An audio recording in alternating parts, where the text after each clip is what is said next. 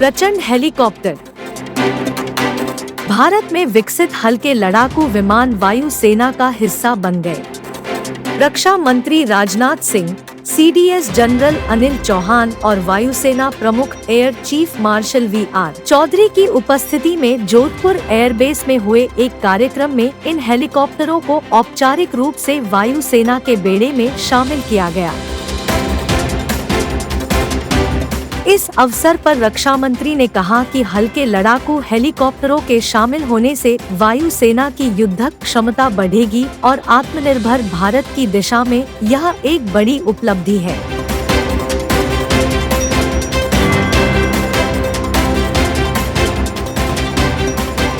कारगिल युद्ध के दौरान इन लड़ाकू हेलीकॉप्टरों की जरूरत महसूस हुई थी और इस मांग को पूरा करने के लिए 2 दशकों से प्रयास किए जा रहे थे। हिंदुस्तान एरोनॉटिक्स लिमिटेड ने इन हेलीकॉप्टरों को विकसित किया है। आधुनिक लड़ाकू हेलीकॉप्टरों को ऊंचाई वाले क्षेत्रों में तैनाती के लिए डिजाइन किया गया है।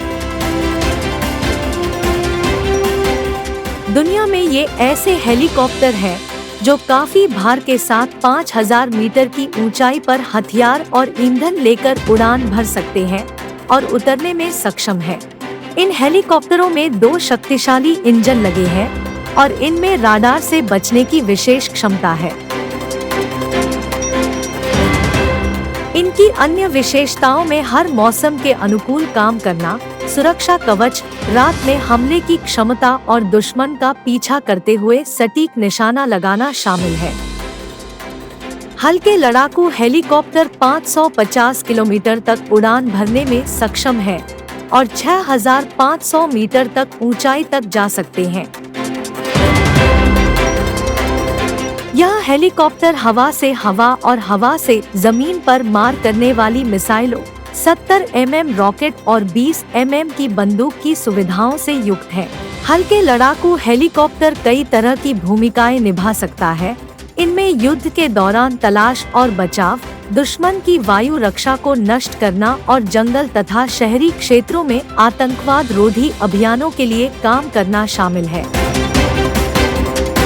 मंत्रिमंडल की सुरक्षा समिति ने इस साल मार्च में 15 स्वदेशी हल्के लड़ाकू हेलीकॉप्टरों की खरीद को मंजूरी दी थी। इन हल्के लड़ाकू हेलीकॉप्टरों के भारतीय वायु सेना में शामिल होने से आत्मनिर्भर भारत अभियान को और गति मिलेगी।